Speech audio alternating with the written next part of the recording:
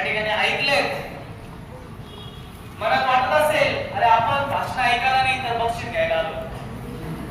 काय भाषण ऐकायला नाही तर बक्षीस घ्यायला आलोय.